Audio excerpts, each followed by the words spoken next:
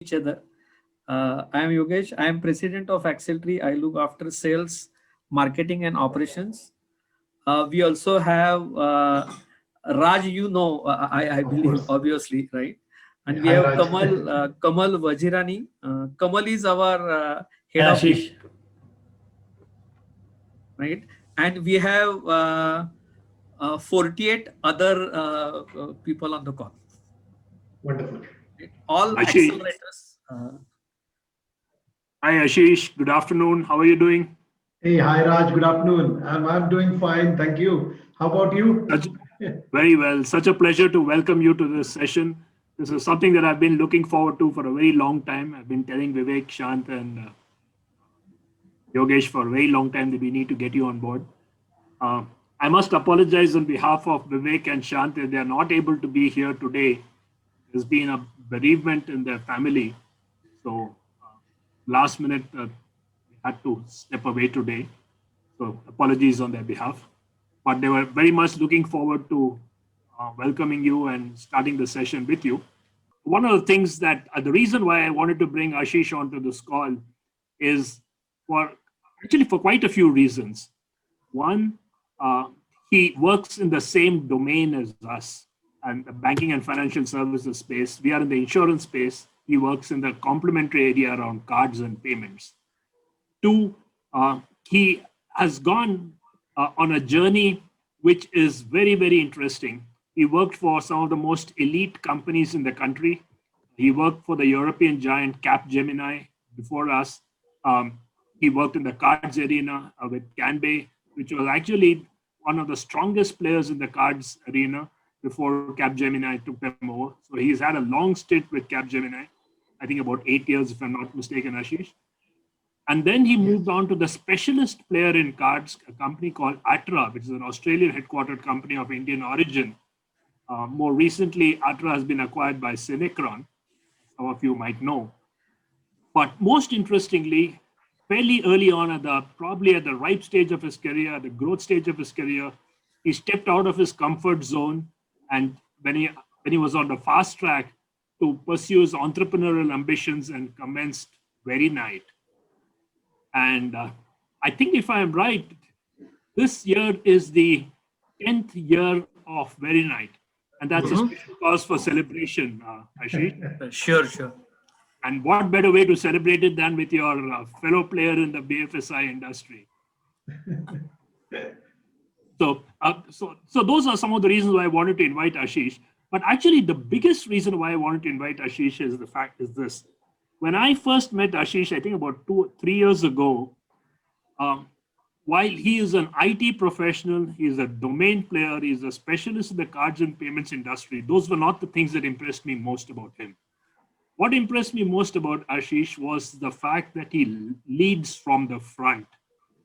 Uh, they occupy the same market space as we aspire to in the Asia Pacific and the Middle East markets. They have customers and clients in amongst banks and financial services, but the amount of travel that Ashish does and the kind of personal contact and relationship that Ashish forges with key customers and clients is an example for all of us. And that is what impressed me most with Ashish. And that's the story I want him to narrate to us.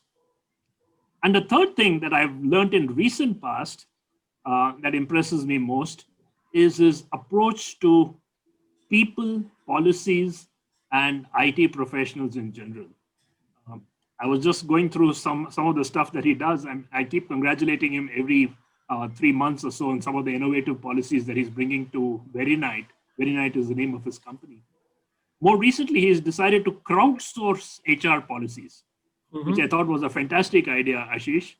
Uh, Crowdsourcing is about getting best practices not only from the internal feedback loop from employees and staff, but crowdsourcing of HR policies from the external world is a new innovation that even multinationals can learn from you.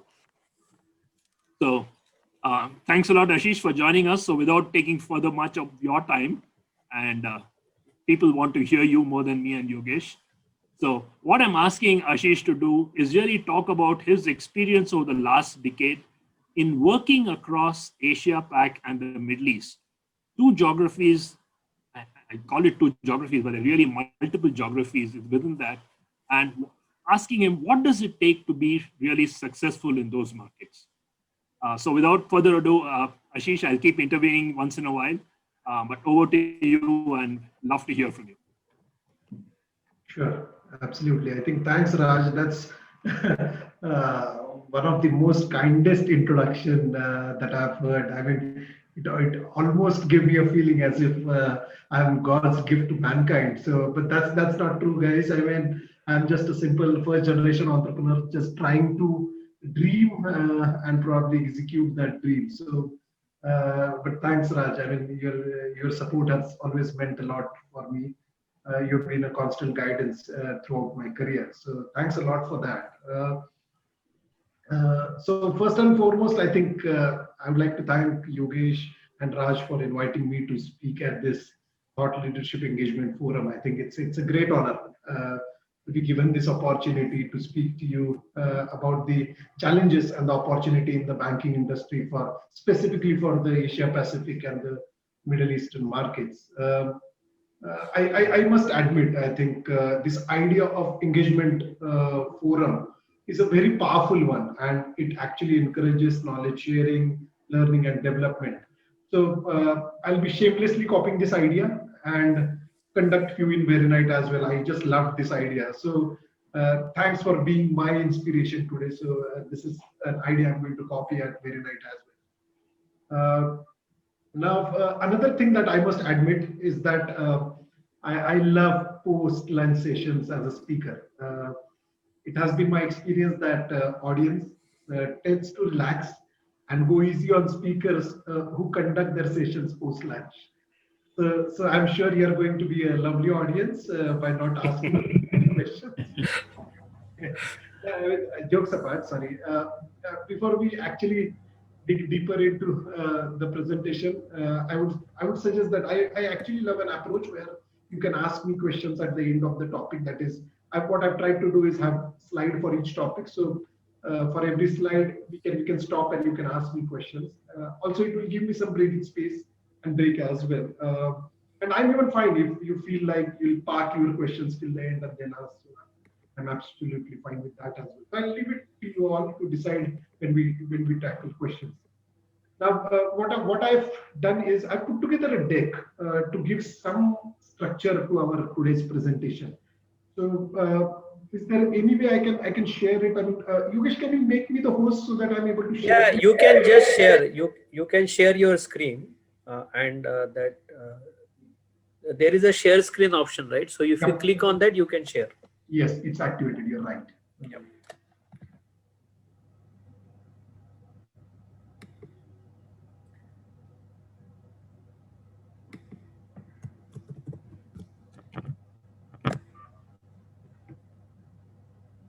Yeah, we can see it.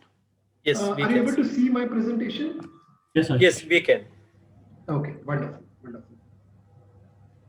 So I've just put together this deck. If you can get onto the slideshow mode. Yes. Okay. Yep. Yeah. Yes. Okay.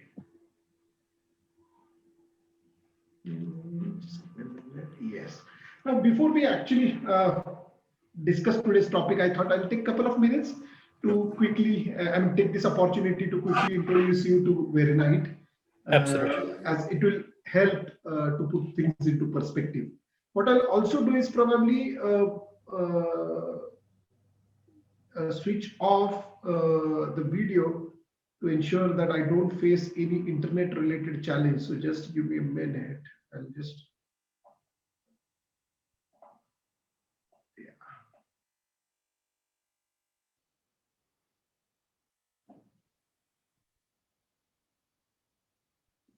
Yes. So as I said, what I'll do is probably take a couple of minutes to introduce you to the company Veronite, just that it will put things into perspective.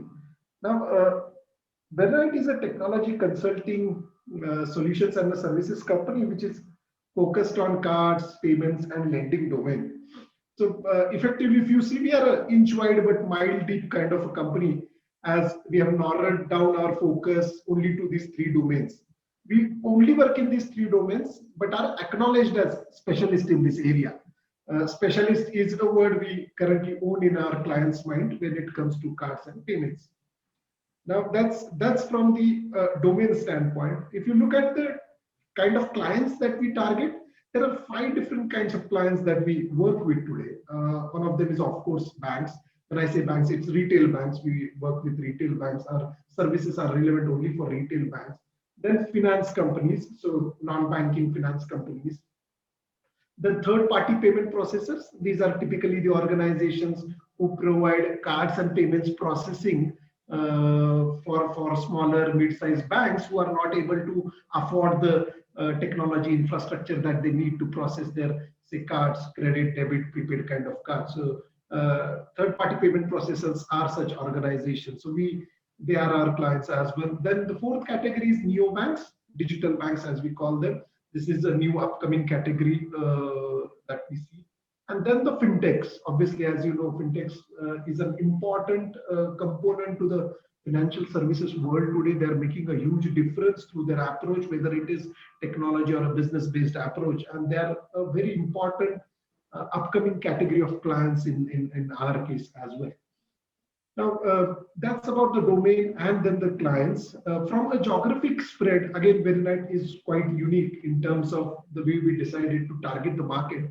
We only choose the emerging markets as our geographic spread. And hence here, we focused on Southeast Asia. Within Southeast Asia, very specifically in countries like Vietnam, Philippines, Indonesia, Thailand, Cambodia, Laos. Then South Asia, basically India, Bangladesh, and Sri Lanka. In Middle East, when I say Middle East, it's mainly the GCC countries like Oman, UAE, Qatar, Bahrain, Kuwait, Saudi Arabia. And then Eastern Africa, we are talking about Canada, Kenya, Uganda, Tanzania. So these are the kind of geographies we decided to target. We kind of stayed away from mature markets like, say, the US and Europe, who are mother of all markets, but we decided to intentionally stay away from those markets. Then a little bit about our service offerings. We provide end-to-end service offerings from a technology standpoint, which can be roughly categorized into three areas like consulting, implementation, and support. When it comes to consulting, we help with system selections, transformation program management, whenever, say, banks are embarking on cards, payments, lending technology transformation, business analysis as well. And then from an implementation standpoint, application development, integration, maintenance, independent testing. And then from a support perspective, L1, L2 support as well. Process automation is one horizontal service line we have recently added about a couple of years ago, as that has become a core area of focus for most of the banks and financial institutions today. So that's just about Veronite. Nothing more from a Veronite standpoint. We'll move to today's presentation. Before we actually move into the actual to the topic, I would like to share a few caveats so as to ensure there is a consistent understanding in terms of terms and technologies between all of us. So if you see, when I say Middle East, I mean, as we move ahead into the presentation, if I say Middle East, it more or less refers to GCC countries alone. Middle East is a very wide grouping, but in my case, if I keep referring to Middle East, remember the entire sharing that I'm doing in terms of opportunities and challenges, I'm referring to GCC countries alone. The second is Asia Pacific. Again, when I say Asia Pacific, it mainly refers to Southeast Asia and South Asia. That's where primarily our experience has been. So that's what it means. When I refer to banking, it means retail banking alone. As I said, I mean, whole my life, for the last 21 years, the experience has been on retail banking with various organizations, or even with my entrepreneurial stint with Veronite. So banking means retail banking in this case. And then finally, the terms neobank and digital bank, I'll be using them interchangeably, but it basically means one and the same. So that's what it is. So I thought I'll just ensure that I share these caveats before I move ahead into the presentation, so as to avoid any kind of misunderstanding or anything. So that's what it is. Now, what I've done is I've divided. Now, I was supposed to share the opportunities and challenges in Asia Pacific as well as Middle East. So what I've done is, from an opportunity standpoint, I have kind of divided it into 3 sections. But I'll cover the Asia Pacific first, then Middle East, and then both. I'm sure you will agree that there are numerous opportunities and challenges in these mentioned geographies, but I have only chosen to pick a couple of them and discuss them in depth. So I've kind of followed the same very nice approach of choosing depth over breadth. So that's what we are going to do. I've kind of chosen 2 for every geography, for every category, and we'll get into the depths of each of those opportunity or challenges. Now, let's look at what Asia Pacific has to offer us in terms of opportunity. The biggest opportunity right now from an Asia standpoint is the rise of neobanks in Asia. So if you see digital banking or neobanking again is absolutely primed for growth. Amid soaring demand for online or mobile alternatives, there are new digital players which are truly shaking up the market and kind of transforming banking for, say, individuals like us and companies or corporates as well. As regulators, I mean the central banks, as they are increasing the license allocations and setting new standards for new generation of banking, there is a unique opportunity, I believe, for the incumbent banks as well as new entrants to get involved. But even before I describe this opportunity, I think it's very important for me to kind of define what neobanks means. So I thought I'll just probably take 2 steps backwards and kind of first define what neobank means here. If you actually see, there are 3 types of neobanks. The first would be licensed bank. These are basically the digital only banks which have obtained a fully operational banking license. You call it as a virtual banking license from the respective regulators. If I have to give you some examples, it could be, say, Monzo or Starling Bank in UK, or even Tonic Bank in Philippines from an Asia Pac standpoint. Or there are quite a few of them. Say in Hong Kong, you have about 5-7 licenses that were recently issued, and these are typical digital banking licenses. So if you see, there is a color coding that has been used. This snapshot that I've used on this deck comes from a latest McKinsey report where it has mapped the way neobanks are growing in Asia. So that's the first category, which is where these banks have obtained a fully operational banking license, which basically enables them to offer products or services on their own rather than through, say, licensed banks. So that's one category. The second category of neobanks is typically what I call them as OTT banks. Now, OTT banks are nothing but digital only kind of platforms that don't have their own banking license. So what they do is these platforms offer a standalone product or bouquet of financial products in partnership with financial institutions and fintech firms, but at a cost, say, which is lower than traditional banks. So some of them act as marketplaces for financial products. So if I have to give you an example, an equivalent of that in India would be Open. In case you have heard about them, Open is an OTT neo bank in India. There are few in US like Chime and Varo, but from an Indian context, if I have to give you a right example, it's Open in India. So some of them act as marketplaces as well, and typically what they do is they take an API route to connect to their customers to the services provided by various banking players. So, and they kind of differentiate themselves by offering unique features or some value-added services to their customers. So this is second category. So first was license, second is OTT, and third is digital-only initiatives. So these are typically the standalone banks which are created by traditional banks. If I have to give you an example, YONO by SBI or 811 by Kotak, or even DigiBank by DBS India. These are great examples of digital-only initiatives. So here you have a traditional bank sitting at the back, and they only launch a digital-only kind of a standalone service, which is also referred as the neobank. So they kind of usually we have seen they use cutting-edge technology and innovative digital-centric product services to service their customers. These usually use completely new technology platform. So kind of they reduce their dependency on their parent bank's legacy technology platforms so that they see increased agility and responsiveness. So these are the three types of neo banks you have today. And hence now you'll see that this graph will start making sense and the kind of color coding that has been used. If you see right now, there are certain countries who have already taken a lead and are being reflected in a different current color coding here. So usually what we have seen is in other geographies, when I'm saying other, it's non-Asia Pacific, non-Middle East, we have seen the digital banks are usually startups.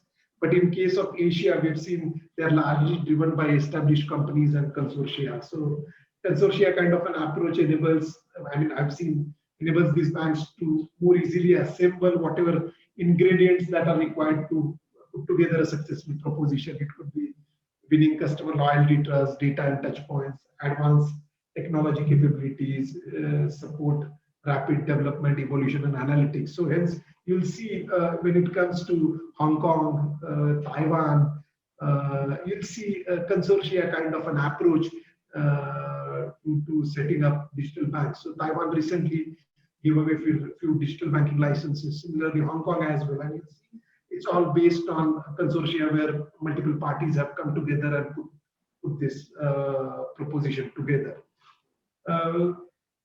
So but you'll notice that the whole Asia's digital licensing process kind of started with China. That was way back in 2015. If you look at the graph on the right, it actually started with China and has since expanded in the region, whether with central banks in say South Korea, Taiwan, and Hong Kong. They have already granted limited number of licenses. So on the regulatory front, I think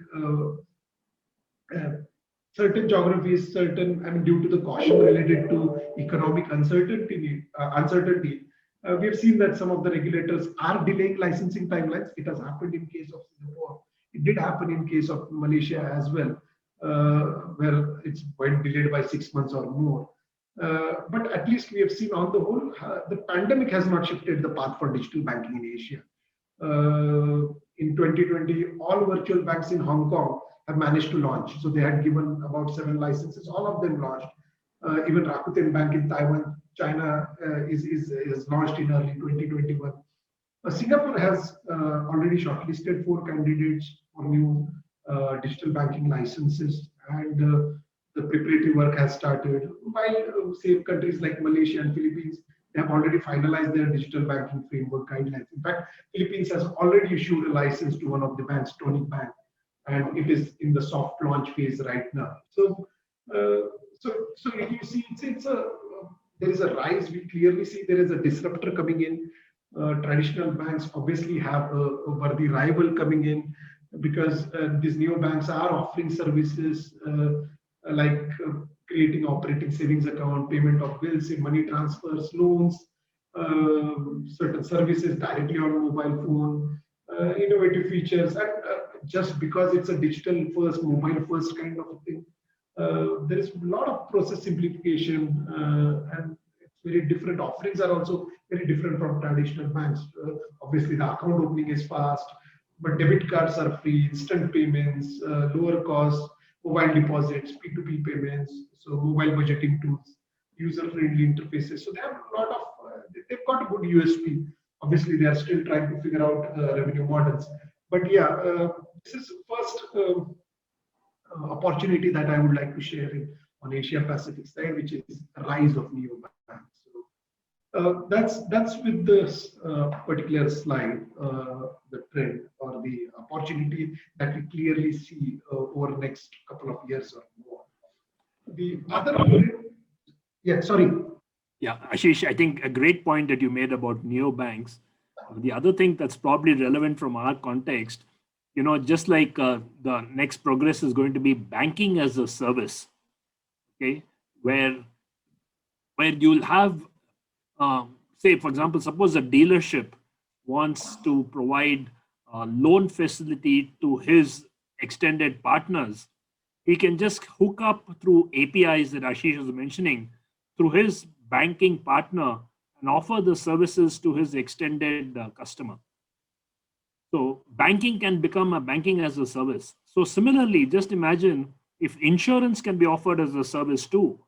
So suppose you have an auto dealership and he wants to provide, along with his car purchase, an insurance package from, it could be from Bajaj Alliance, or it could be from Kotak or HDFC Life or ICICI Lombard.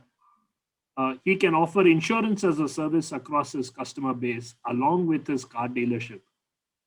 So these are some new capabilities that technology can help provide. Absolutely. I think very well said, Raj. And it's actually what I've done is I've covered it in one of the slides that will come up. I think it's as part of one of the challenges. I've probably taken your thunder away. So. I'm actually talking about the BaaS players. That's the banking as a service players that are now emerging, and the opportunity as well as challenge that they are creating. Opportunity from a customer standpoint, business standpoint, and challenge, say, from a bank standpoint. So it's an interesting thing, and you have rightly pointed it out, and it's something we are seeing even in India as well. So the emergence of BaaS players. Okay. So now moving to the next one, I'm going to tackle this. This is another important opportunity emerging on Asia Pac side. That's BNPL. That's buy now, pay later. So BNPL actually, say, it lets us make purchases and then pay them off over an extended period of time. It could be, say, monthly installment plans. Sometimes it could be bi-weekly installment plans as well. So mostly we have seen that these products get offered at 0% interest, obviously till the time you pay well. And that's why it makes it manageable for people or consumers to pay for goods and services. In fact, BNPL is today the fastest growing global market, which is supposed to expand. In 2019, it was estimated to be closer to about 8 billion, but now it is expected to be somewhere close to 35 billion in 2027, which means a growth rate, a CAGR of about 20 to 21%. And not just global market, if you actually look at the APAC region, it's expected to be the world's fastest growing BNPL market, mainly due to the rising number of internet users. Around, say, if you look at the year 2020, even from a Southeast Asia perspective, there were about 40 million new users who joined this booming digital economy. So, which kind of, if you look at the total internet users in Southeast Asia, it's around 400 million today. So, so BNPL is one of the upcoming opportunity currently. Now, what are the reasons that is fueling this opportunity? So I've kind of listed down this 5 reasons or indicators that are actually working in favor of BNPL. The first indicator, if you look at it, is an obvious one, is the age group demographic. This BNPL market, if you look at the customer base of BNPL, they are all millennials or, say, the Generation Z, typical credit-starved customers, age group, say, lesser than 35 kind of people. So these young users are the early adopters of any innovative solution. And also they typically have limited finances, and so they have, it normally results into preference to pay through installments. So based on this and South Asia's, say, population holding an outsized potential for BNPL, if you look at it, because the median age for all Southeast Asian countries is about less than 35. So the first indicator that is working in favor of this opportunity is the fact that the age group demographic itself. I think the second indicator which is working in their favor is underbanked population. This is an important point because if you see, BNPL that way is not a completely new concept or a novel concept. If you see, flexible installments plan have been commonplace even in India for that matter, but it typically they have been attached to your card.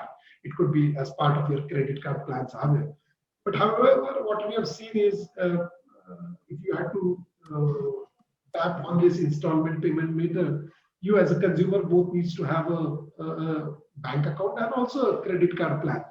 So what it means is this method was inaccessible to people who are kind of unbanked or underbanked, which is a huge group in Southeast Asia. It is estimated that about 70% of adults in Southeast Asia are underbanked or unbanked. When I say underbanked, basically they probably have no access to credit cards or have no long-term savings product. And unbanked basically means they don't have access to even a basic bank account. So that's one reason. And BNPL, what does it do? It kind of eradicates, removes this barrier by making it easy, hassle-free for a consumer to apply for installment loans without the need for having a credit card. So with the market size of nearly 500 million potential users, I think Southeast Asia's underbanked population is ripe for BNPL's capture. That's something which is fueling this trend as well. Another indicator which kind of is linked is growth of e-commerce in Southeast Asia. So if you just look at the growth that has been projected, I think in year 2017 it was estimated that the e-commerce revenue in Southeast Asia was about 17 million, and now it is expected to be 100 million by 2025, another 3 years. So that's nothing less than close to 6 times growth over the period of 8 years. So, and it's expected that it will grow at a CAGR of about 10% from now until 2025. So again, it makes, it kind of gives you a ready-made fertile ground for BNPL to take hold as, because they can then resell these BNPL payment services on top of the e-commerce transactions. So BNPL platforms, if you see even the current trend, BNPL platforms are already on the rise in e-commerce scene in Southeast Asia. Like for example, Singapore-based Hula, they are seeing an unprecedented growth where they are a BNPL service provider just for e-commerce. So that's something which is interesting as well. The fourth indicator is more or less a corollary to the third one, the e-commerce thing that I spoke about. And the fourth point is more about internet and mobile penetration. I think it would be it won't be wrong to say that today's, Southeast Asians are the most engaged mobile internet users in the world. If you go to any of these countries, you'll get that feel. In fact, Southeast Asia's internet economy has reached a landmark of 100 billion in sales, and it's expected by 2025 this figure would triple. So digital payments are seeing unprecedented growth, which has further been fueled by pandemic. So this is another fourth indicator which is working strongly in favor today to propel this trend. And I think another one, the last indicator, although it's last but again important one, which is about collaboration. So when it comes to offering BNPL, we are seeing there's a collaboration between multiple players. So if I have to give you an example, I'm sure you would have heard about this travel platform Agoda. So they've kind of partnered with BNPL fintech like Tom to offer installment plans. Specifically, this is in Malaysia and Singapore geographies. Even from an India standpoint, you've heard about Pine Labs, who provide a point of sale, retail point of sale solutions. They have even recently collaborated with MasterCard to create a BNPL offering, which they are planning to roll out in 5 Southeast Asian markets, again, Philippines, Vietnam, Singapore, Indonesia, Thailand. So that's another example of collaboration. Also, I guess in Singapore, there is Razer Fintech, which is a fintech division of a gaming company, Razer. So they have partnered with a BNPL platform like Rely to offer BNPL kind of solutions. So these are some of the 5 indicators we clearly see which are fueling this trend of BNPL, which has come up as a really strong opportunity in Southeast Asian market. So that's on the second opportunity, specifically from from Asia Pacific standpoint. Now I will move on to opportunities in Middle East. These are specifically for Middle Eastern geography. So here I'm going to talk about AI, ML, and intelligent automation, or RPA. This is one opportunity that is really booming in Middle East right now. Probably, if you know artificial intelligence, machine learning, and intelligent automation, they remain the hottest topic in the financial world for past few years. By say adopting any smart solutions, banks have been able to get a competitive advantage, especially to cope up with this changing industry landscape. And AI on top of it offers a deeper understanding of customer needs and empowers business processes. If you actually look at 2020, the pandemic itself and constant lockdowns, what it did, it just boosted the demand for digital services of the future powered with AI. And now we are seeing a growing demand for cutting edge technology in the financial industry. So what it means is that in the upcoming years, I think customers will expect fast and functional artificial intelligence and machine learning financial services and personalized approaches from banks. So right from say automated account creation and customer onboarding to proactive security validation and monitoring, the role of AI in the banking sector is going to rise exponentially. I mean, if you look at some of the studies that have been performed, I think 70% of all financial services firms today have started using machine learning in certain areas. I'm only talking about some specific use cases, maybe like credit score validation. Another important one is fraudulent activity detection, even prediction of revenue or cash flow. So there is extensive usage of machine learning that we are seeing in quite a few use cases. I've actually listed down a few use cases in the slide as well, where to depict how AI, ML, and intelligent automation RPA is actually changing the world. Also, what happens is increased automation. I mean, by just deploying intelligent automation, I think banks can achieve drastic reduction in terms of time and effort than what was needed previously, which was more manual driven.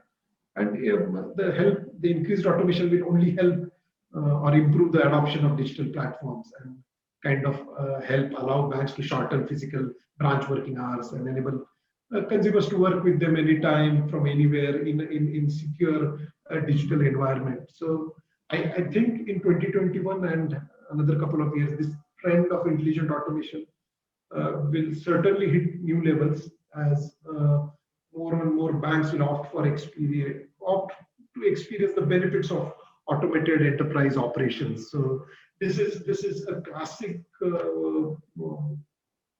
opportunity that we are experiencing at this stage itself, right from 2020, and I can only see a strong uptick in 2021, 2022. So this is something which is going to stay for a couple of years for sure, if not less. So that's on embracing AI, ML, and RPA.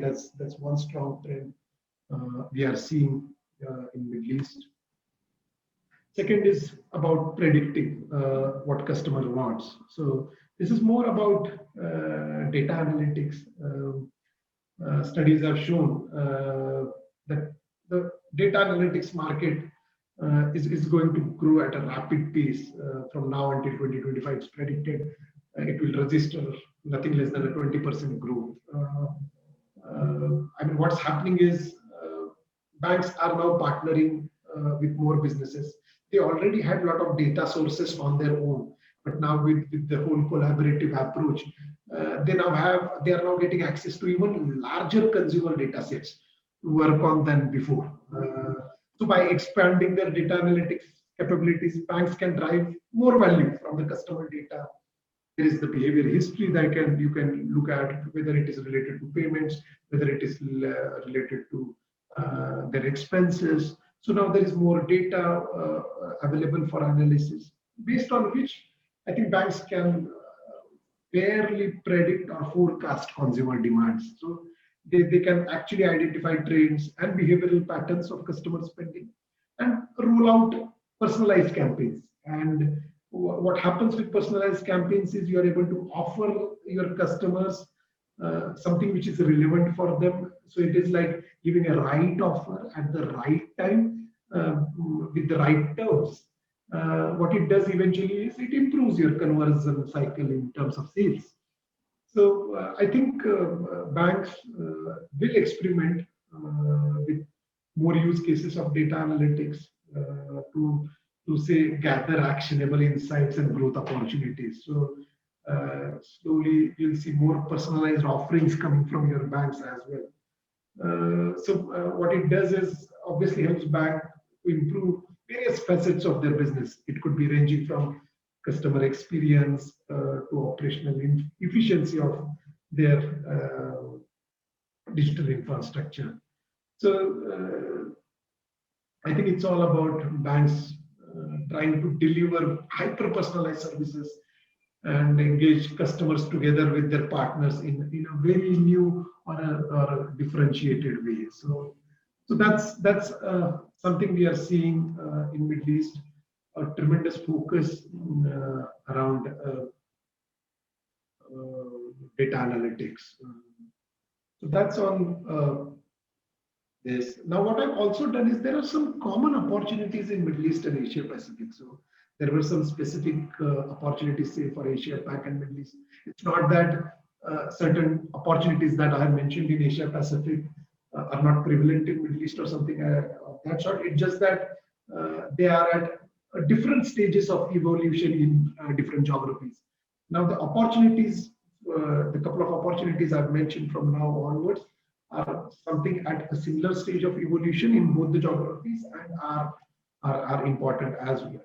So, the first one is about digitalization. I think what pandemic has managed to do in our case is fast track the whole digitalization process itself. So what it has done is, if you look at what I've captured here is a very recent survey that Gartner has done with its CIOs, and they have published these results to understand what their focus is going to be. And this is for 3 categories of banks: top, average, and trailing. In terms of this top, typical, and trailing is in terms of their digitalization maturity. And so there are some interesting outcomes that they have received.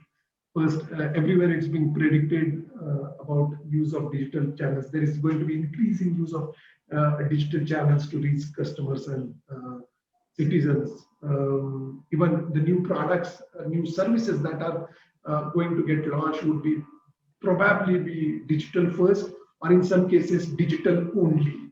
So that's going to be an interesting change that you're going to see, that there could be digital only services or products that could get launched.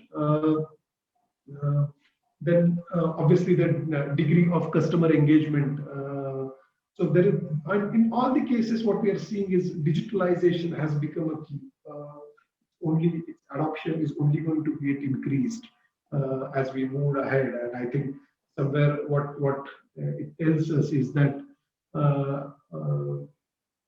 the IT, the technology department, will have to align their initiatives with digital business acceleration, and their whole business cases will have to be drafted around digital channels. Say some of the back office projects, say for finance or marketing or HR, will have to be put on the back burner, and probably will have to reallocate their funding to digital innovation. And we are seeing that trend. In fact, there is a massive uptake that we are seeing on the digitalization side, whether it is in form of more cloud, more automation, which will enable this entire digitalization journey. Now, the banks are looking at every business process and seeing how each of these business process can be digitized. So every business process is being questioned, is being relooked at, is being reimagined, and is being disrupted so that it becomes digital first. So this is an interesting change that we are seeing. It's almost like taking a fresh look at your entire business operations and pushing that whole digitization change. And you'll see massive change around it in the next couple of years. Unfortunately, I think the banks who have been laggards in this case, who have probably never thought about kickstarting their digitalization journey in right earnest, will probably lose out. We are going to have some clear winners and losers in this case. And digitalization is kind of going to force that. The laggards, we don't have a very good news for laggards here, I guess.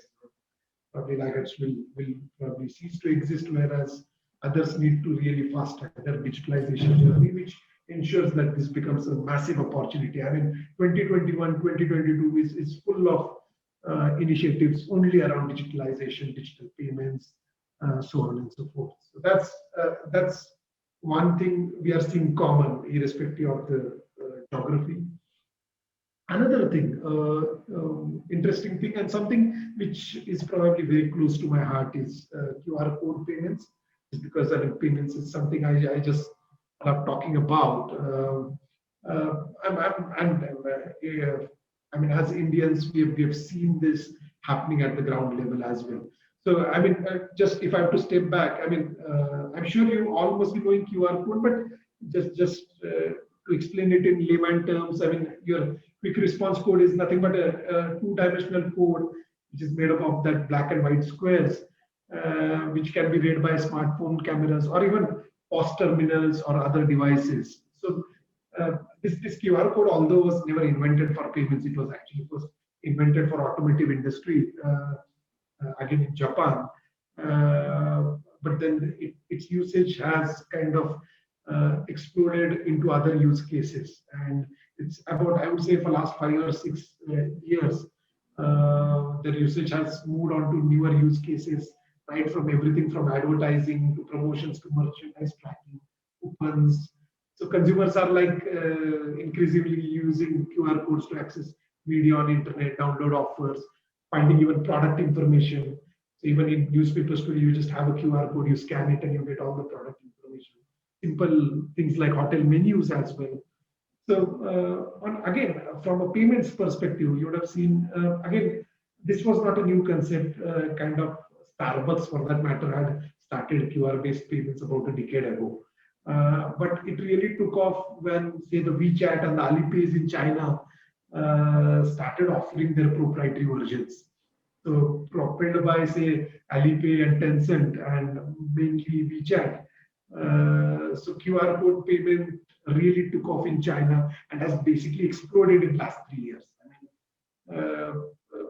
it's at a different scale in China today.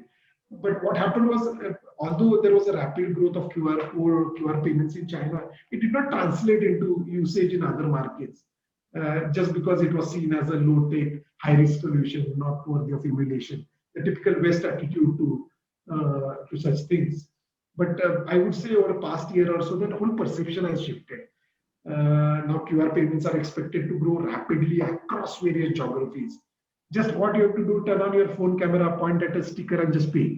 That's how simple QR-based payments are. So like, say from a small business perspective, of all the options that they have, I think QR code probably is the low-cost option and hence is gaining traction. So I'm at least one, I always proudly say that this is one innovation which has gone from east to the west. And even from an India perspective, you see QR payments have really taken off in India for past couple of years, especially since demonetization.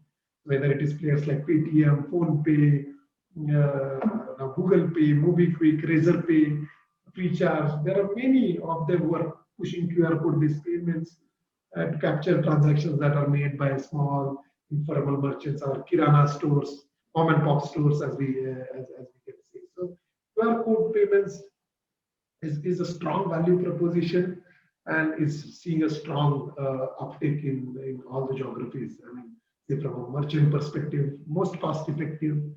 Small and medium merchants just love it. Even onboarding is quite easy as compared to, say, if you have to go and install a POS machine, and the cost associated with it, the training associated with it, and all that, it makes it expensive as compared. So QR payments is a very low cost alternative to that.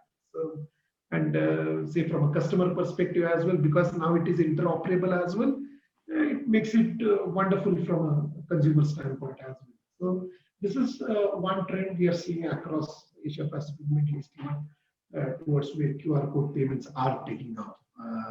It's no more seen as a low tech, high risk solution. Now it's it's really, perception has shifted and then being adopted with full hearts. So that's on the QR code payments. Now I'll go into the challenges. I spoke about few opportunities, so specific to Middle East, Asia Pac, and then combined one. Now I'll talk about few challenges that we are seeing. The first challenge that I would like to highlight is reimagining of core systems. That's an interesting thing. I actually was planning to write a blog about this one point, and I'm going to write about it, no doubt. But probably I'll share my thought here first. I think this is one of the biggest challenges that banks are facing today. What they're trying to do is kind of compress or squeeze 10 years of digitalization effort or journey within a period of couple of years. They are late by a decade, but now because of pandemic, they're kind of forced to play that game, and now they're trying to squeeze that in by trying to do it in a couple of years. But what happens with this is neither your systems or processes or people are geared to handle the pace and enormity of this change. Now, this particular point that I'm highlighting is more from a technology or a system standpoint. I'm not covering the system or the people angle of it when I'm describing this challenge. Now, if you see, banks are kind of now re-looking at their core systems itself. These core systems, when I'm talking about core systems, I'm talking about lending systems, core banking systems, payment systems. They were written, I mean, most of the cases, they are decades old. Yes, they have been rewritten, they have been looked at, but still they are legacy platforms, and they kind of drive your mid, front, and back offices, and are decades old, comprising everything from custom systems that have been built to run for this financial services industry. And they are kind of, banks are trying to reimagine these core systems.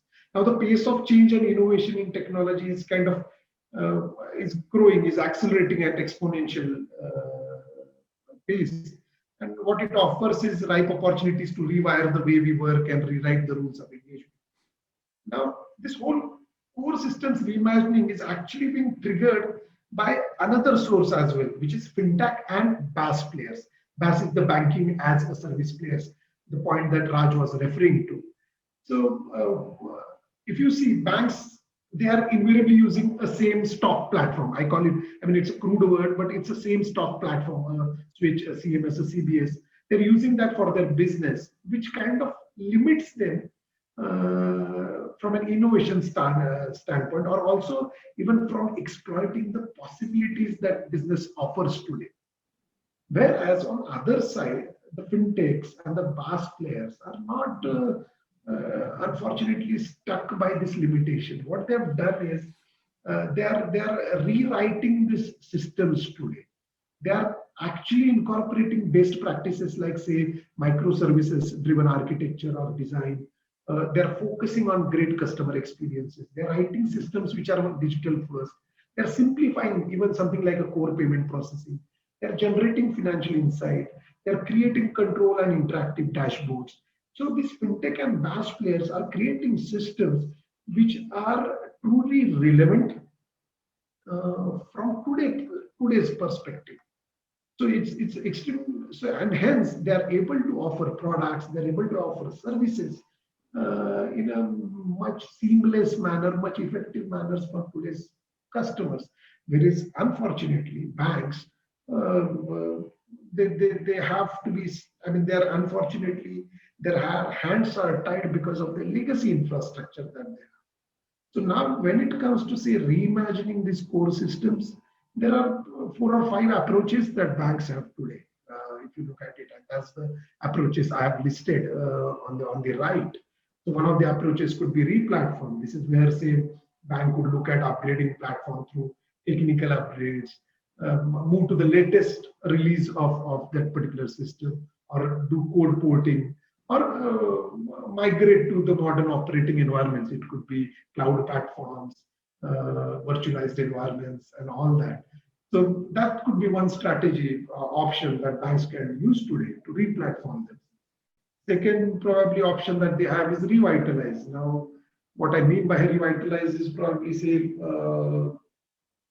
you have very stable core processes and data. So build a layer of new capabilities to enhance that underlying layer. So it can be your entire effort could be centered on usability, either adding new digital front ends to improve customer as well as the user engagement, or say using data visualization to fuel information discovery, analysis, so on and so forth. So that's another approach that can be used.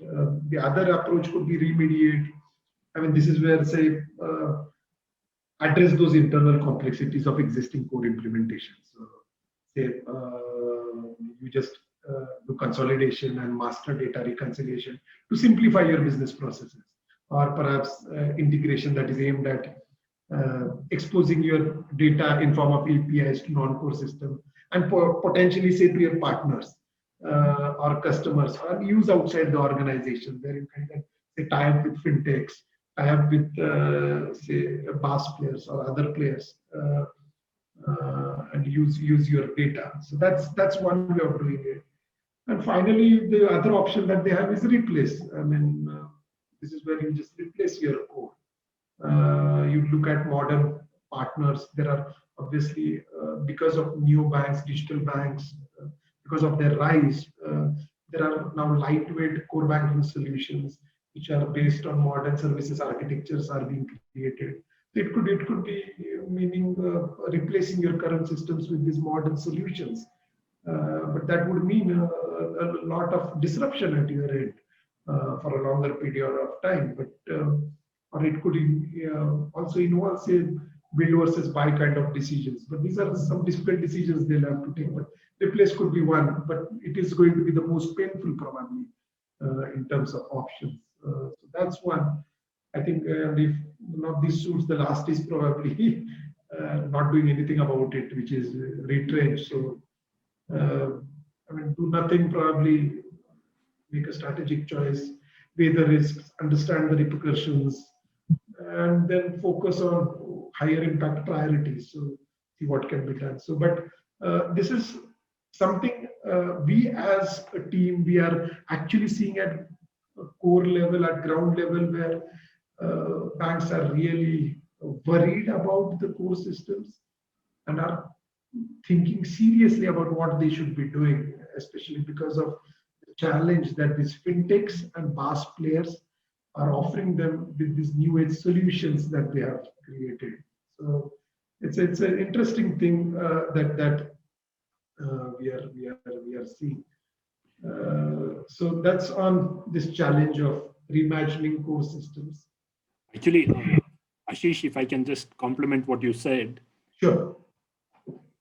You know, along with this challenge of reimagining the core, and Ashish talked of 4 strategies: replace, replatform, remediate, revitalize. See, the other big opportunity is nobody wants to fix what is not broken. Okay, the core is functioning, so why do you want to replace? And if that is for banking, it is even more so for our industry, which is the insurance industry, which is historically got all kinds of legacy systems. Every one of our customers, I remember Vivek mentioning it to one of our customers last week, that customers haven't changed their core systems for more than a decade in India. They've come with systems that they've used elsewhere and they haven't changed it. So, but what is the opportunity for us? The opportunity is to keep chipping away at the front end, like what we have done with, say, Axel, Axel Life, Axel Workflow, and so on, building analytics and nuggets. So chip away at the front end, which is where the customer acquisition and customer origination comes in, which is really the key. And there is another jargon that is increasingly being used, which is called what is millennial banking or millennial insurance. The customers of today, unlike the customers of yesteryears, do not want to bank or do not want to buy insurance the way people were buying it last year or last decade. They want to operate on a lot of self-service.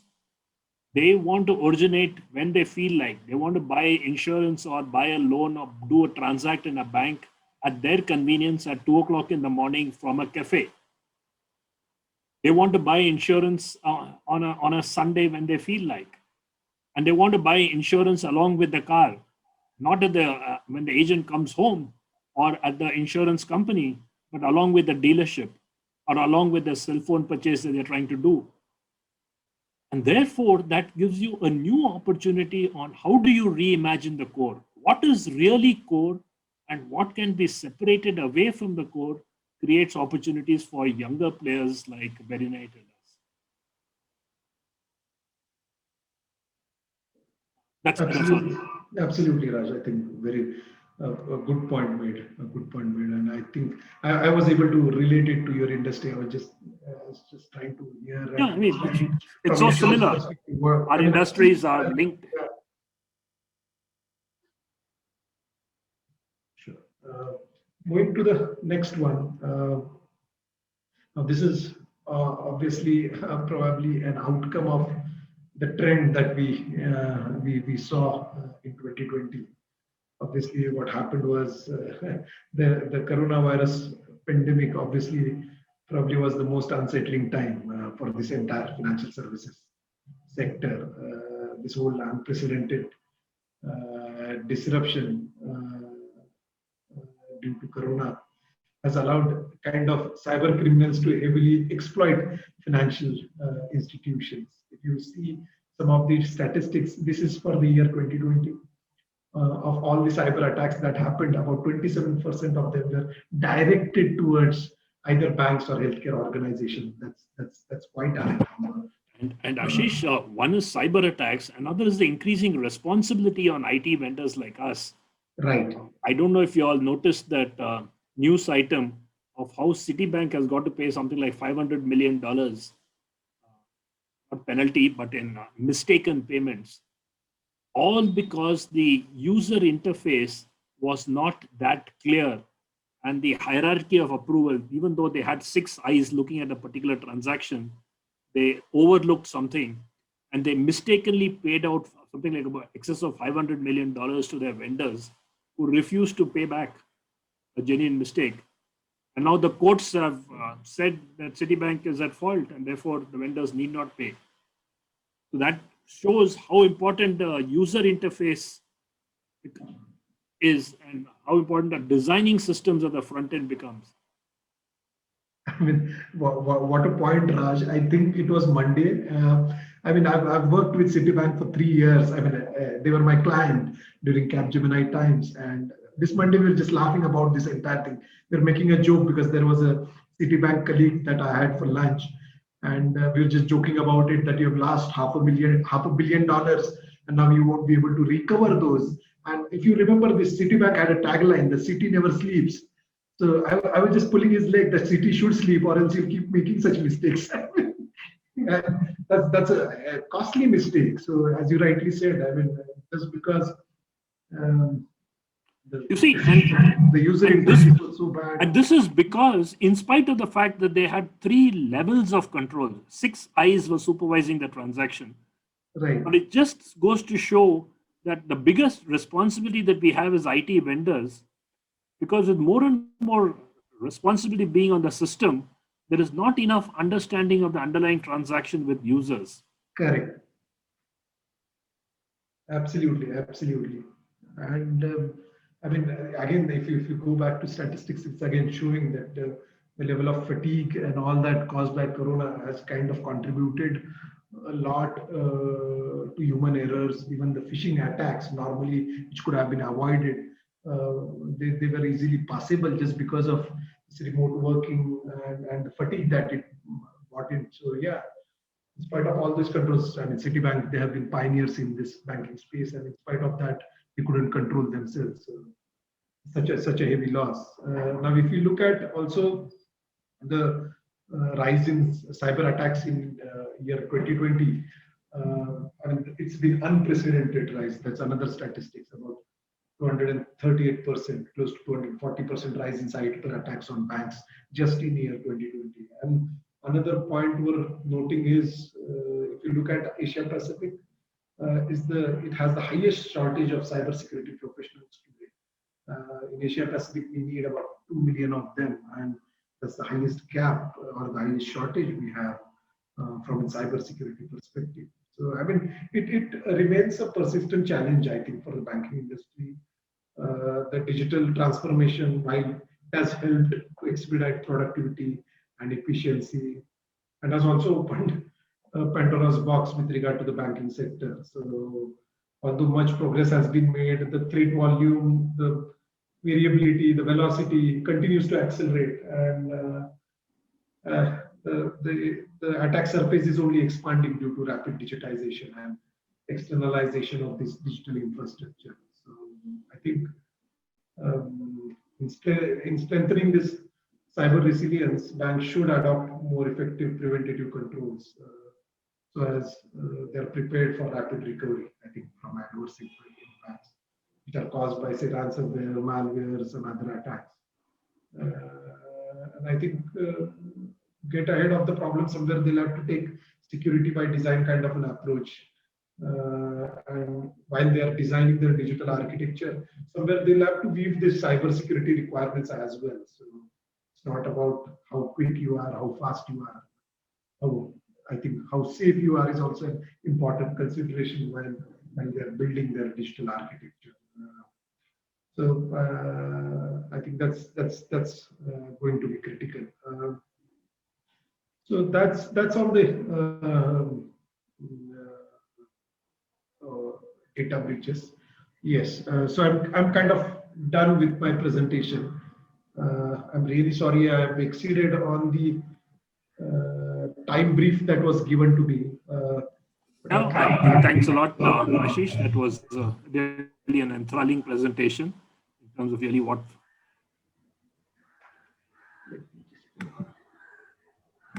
Just one additional question, if I may, which is not so much on your presentation. Can you hear me?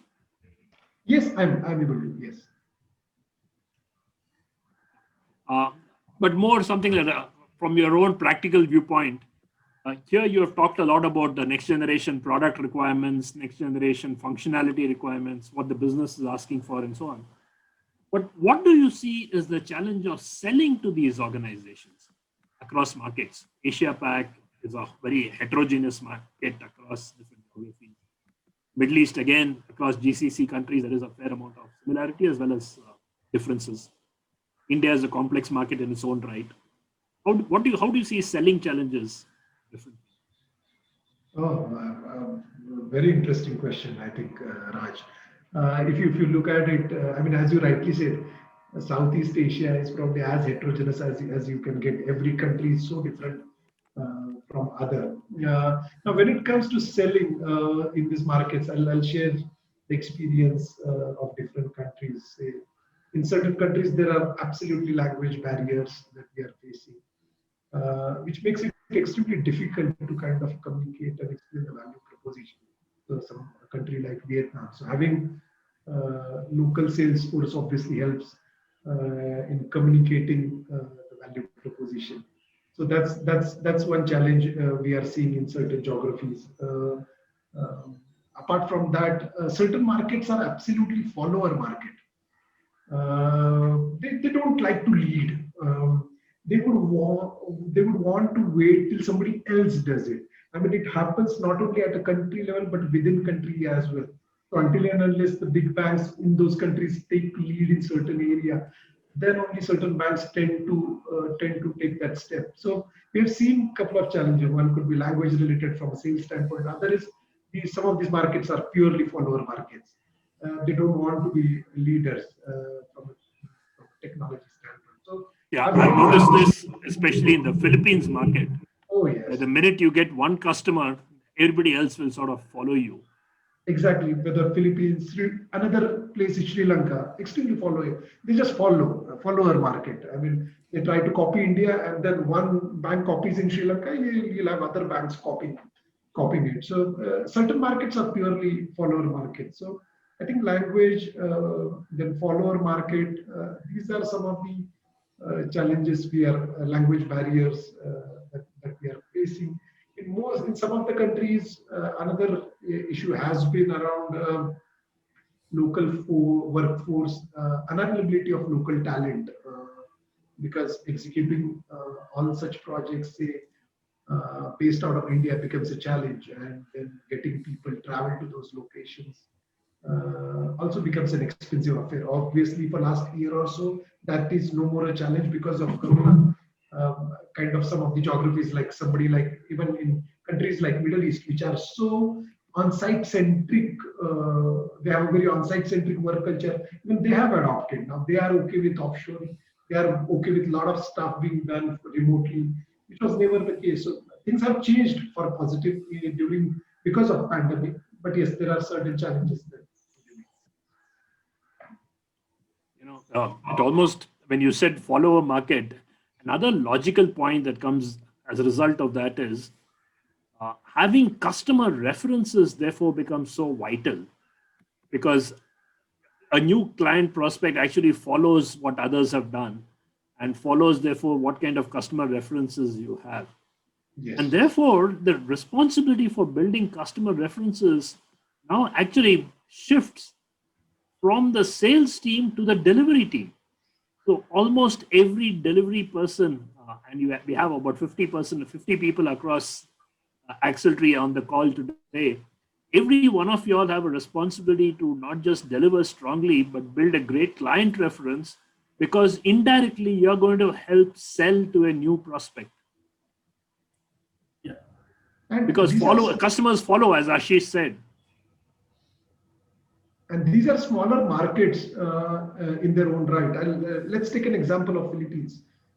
As you rightly said, it's a followers market, but the whole banking fraternity is so closely attached to each other. They're connected to each other. They are very well networked, and hence whatever you do at one particular client location, it gets quickly amplified within the country, within the CIO community, within the business community. They get to know whether you're good, bad, average, even before you go and start talking about it. So, it becomes extremely important. I think a point very well put by Raj. I think each and every person who is part of delivery, I think it's fully their responsibility to deliver high quality work, because whatever you do on a daily basis gets amplified immediately to other prospects, to other clients, because these guys are very well networked, very well connected. They keep talking to each other, and in most cases, I'll tell you, in a couple of cases, we just got inquiries because somebody had referred us, did not sell to them. They reached out to us. So, it has happened in these markets. They're small, very well networked, connected. Community talks to each other well before they talk to vendors. So, whatever is an impression, your impression as a company travels a lot quicker than your salespeople itself. So, I think it's everyone's responsibility on delivery side. In fact, I'll go to the extent of saying, how can you leverage your customers to be your sales force? Exactly. Because customers move from one client to another. They as their career progresses, they change organizations. How can they be your promoters? Not just in your quality metric of net promoter score, but in actually referencing your product to newer opportunities. Absolutely. Well, your follower statement was very well said, Ashish. So Ashish, there are a couple of questions. I think some of them you have already answered. Guys sent me while you were giving your presentation. Right? So one of them is, are there any cultural differences a salesperson need to be aware of while he is switching from Middle East and APAC? Sorry, ASEAN countries. That is one question. And corollary to that is that is there any decision-making difference between Middle East and ASEAN countries in general? I mean, in your view? Yes. I think I'll take the second question first. Sure. Yes, there are clearly there are differences. In case of Southeast Asia, you'll have to use education-based sales approach with your clients. You'll have to educate them a lot. On the Southeast Asia side, except for say Singapore, which is technologically advanced, or even maybe to a certain extent, maybe Thailand. But apart from those two countries, not many or not others are on the edge of the technology innovation or anything of that sort. So what it means is you'll have to educate your customers a lot. So the selling approach is going to be very different in Southeast Asia or the Asia Pac side. So you'll have to really explain your clients on why this is important, how it adds value. So you'll have to spend a lot of time educating them. And I think that is an approach that will really succeed. I've seen it succeeding in Vietnam, Philippines, or even Indonesia. So keep educating them, keep telling them why it is required, rather than trying to sell something. Don't sell testing. Just tell them how it elevates your, or how it alleviates your pain. So that becomes extremely important. So the sales approach has to be more educative on Southeast Asia side. More on Middle East, I think they are much better state in terms of technology evolution side.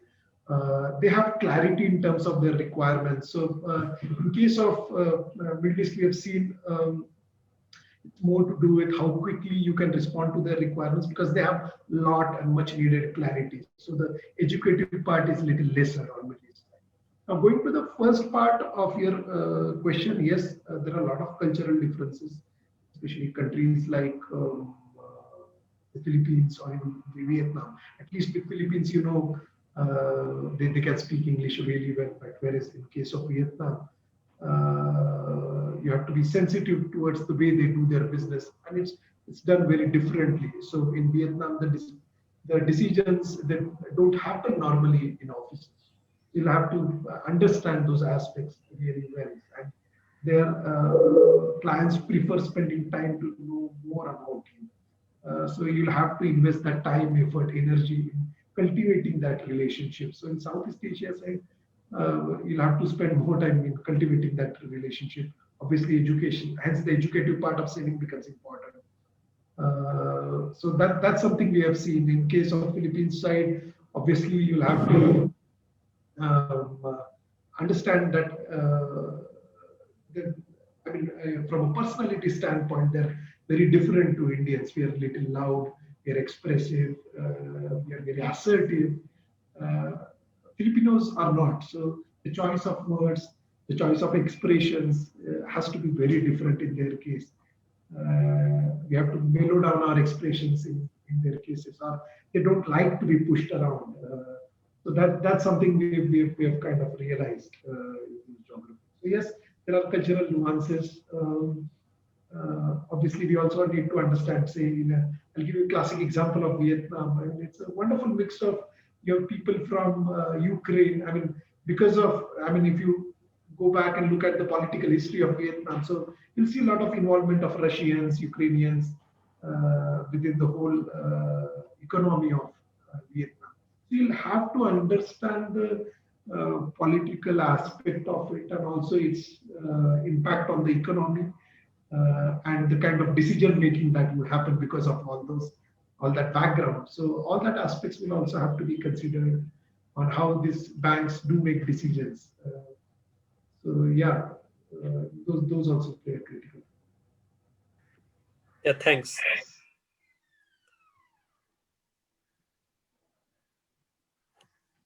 Any other question from any of you all?